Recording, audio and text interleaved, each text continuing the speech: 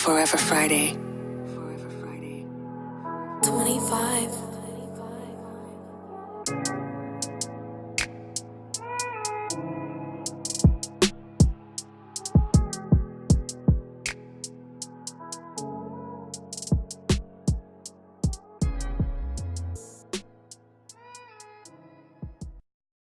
Hola, aloha, ciao, salut, ni hao, namaste, ohayou, yagamasu, здравствуйте, привет, buna, xin chao, and, let's not forget, what have I forgotten, Hello from Germany, and Dzień dobry, assalamu alaikum, marhaban. Welcome to my channel. My name is Brunel, so it is day number 3, I can count, 3 fingers, day 3 of the Makeup Revolution Reloaded iconic eyeshadow palette. There is a turn of Division, which is mainly green. Voila. So this is the look that I created with this eyeshadow palette. If you are interested in finding out my thoughts about it, then keep on watching. Start off with this shade here, which is the orange one. Well, actually it's yellow, but it's just a deeper yellow. Yeah, so I'm just going to use my Morphe E23 brush, or a big fluffy brush will do. And I'm going to use that all over. I'll use it as a, I don't know, just use the colour shade. Brain's not with it, so bit of fallout, not that much. This is the brush, and let's see how much colour payoff I can get. Not bad. I can't see the yellow there, but it's not extremely, or it doesn't come off as extremely pigmented on the skin, but it is enough there. Let's see if it's buildable. Tap a bit more and see if I can build it. Yeah, definitely buildable. You know, just blend it gently and build it up nice and slow if you don't feel that there's enough initially. Next one is the first of the green, is this one here at the top, using the same brush, just tapping gently. There's a bit of fallout. They are very, very soft, and that's how much there is on the brush. Yeah, not too powdery. And I'm just going to apply that slightly lower, but not within the crease line, just slightly above the crease line. Yes, there is quite a bit of colour payoff with this one actually. Hopefully you can see that. Moving on to the next shade with another brush, a slightly smaller one. This is the Morphe E28, and I'm just going to dab into the next green, which is this one here.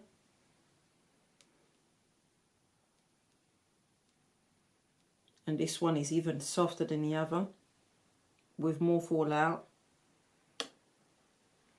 And I'm going to start this time from the outer corner, and then just blend it towards the inner corner of the eye, starting to build the green, because I want the green to be quite dark on the outer corner of the eye. But you can see here there's more colour payoff. I would say that so far my impression is the greens are the ones, although they are the main you know, part of this palette, they are the more difficult shades. I mean, it just happens to be that some shades are a lot more difficult. I know for a fact that purples, especially the darker shades of purples, are usually very difficult. It seems with this palette that the greens are the ones which are more difficult, slightly more patchy actually, as I'm trying to blend it. But it just needs a bit more work. But some colours are more difficult than others. Not always the case, because there is another eyeshadow palette from trying to remember which one it is.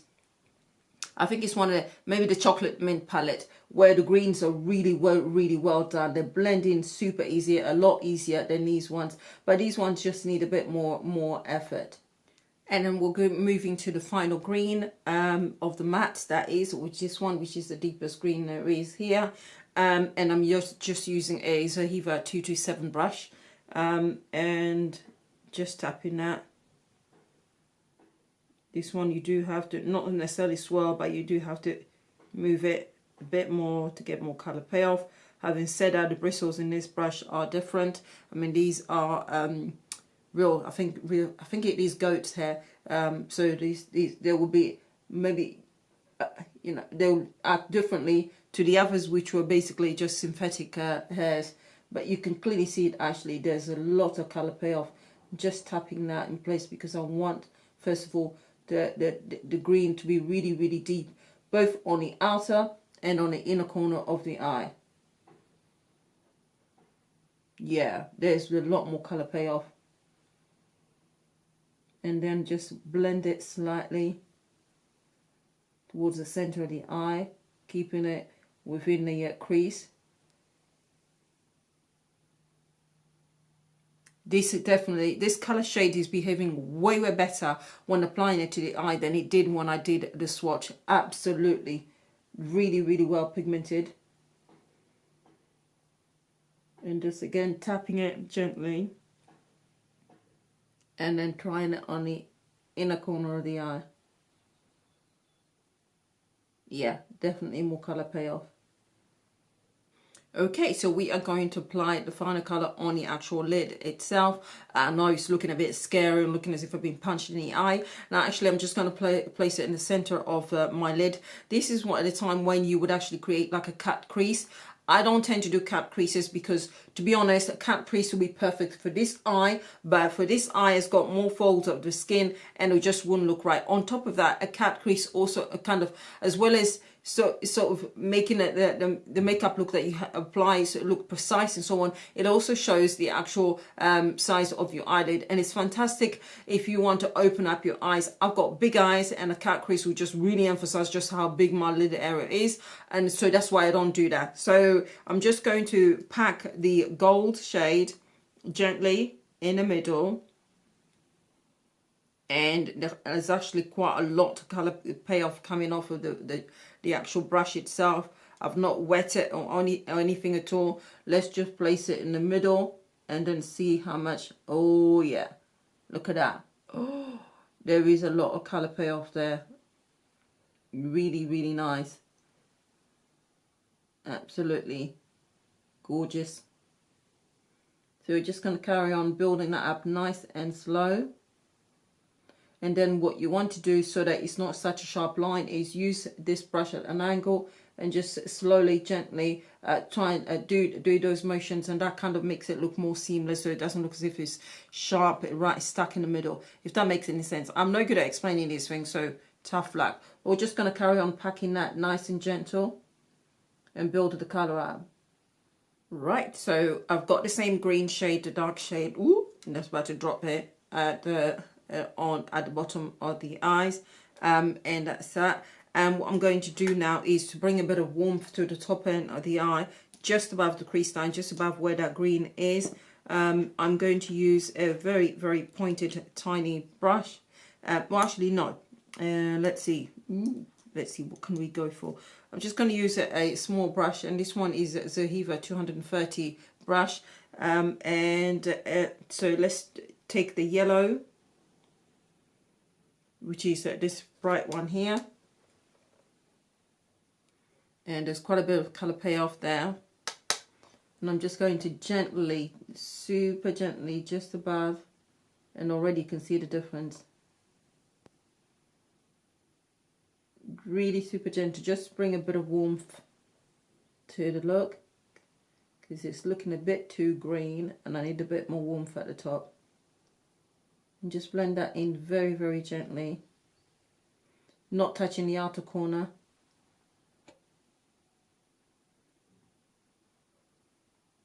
Much better. And doing the same thing with the other eye, and then I'm going to finish off the rest of my face and come back to you and give you my conclusion about this palette and speak a bit more about it. See you in a moment. And voila, my face is all done. I'm not too happy with the lipstick, but you know what? I am 45 minutes late in meeting someone, so there's no time to try and perfect anything. So yes, in a bit of a rush. Okay, so let's speak about the palette itself. Right, so what I would say is this one, I do like the palette. It is £4. But for me personally, it has its issues. As I said, the swatching wasn't fantastic when it came to this dark green here. However, applying it to the eye was a lot better. Whereas these greens On the swatches, they were a lot easier, but a bit more needed a bit more work when it came to blending them in the eye.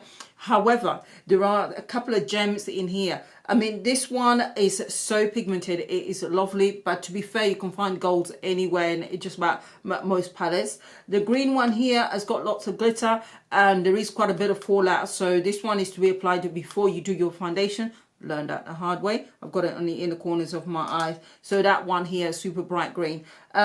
This shade here, the lighter shade here, is if you you can rewind the tape and go right to the beginning, and you see the swatches. The very first shade, which was like a pinky type of shade, was actually this one, which you would never ever imagine when you see this. It is fantastic. It was such a surprise, and it's so well pigmented that it came out as a surprise. It comes out when you see it's kind of like a more white, and you don't think much of it. And initially I thought, well, that's not for me, because I don't actually use kind of shades this super light. However, it's almost like a duochrome kind of shade, and it comes out more pink and slightly more purple than you would actually, a lot more than you was actually expecting. It was quite a surprise. That is a proper gem. And also the other shades, which are the matte shades, they are quite well pigmented in themselves. Like the yellows and oranges takes more effort. These two are fantastic when it came to again swatches, and they seemed really nice, and I cannot wait to create a look using these shades as well, and do that. So it is definitely worth it, but it has got its issues as far as I'm concerned. Yeah, I think that's about it. And also, you have to be super gentle. I'm just going to show you what I did, and this was when I was trying to do the swatches. This is definitely softly pressed, if I can get it. Now you can see, look at the disaster that's coming along. Yeah, things falling off, and that's coming from there. And that was when I pressed it down to actually do the swatch. So I really pressed it softly, so be gentle with them, unlike me, who's as rough as anything. No finesse whatsoever. What do you expect? You know, it is what it is. Anyway, so is it still worth buying? Yes, but it has got its issues as far as I'm concerned. Anyway, thank you very much. And like I said, anyway, not twice, so I need to stop saying that. That was the third time. No more. Thank you for watching, and I'll see you tomorrow with the final eyeshadow palette. Bye.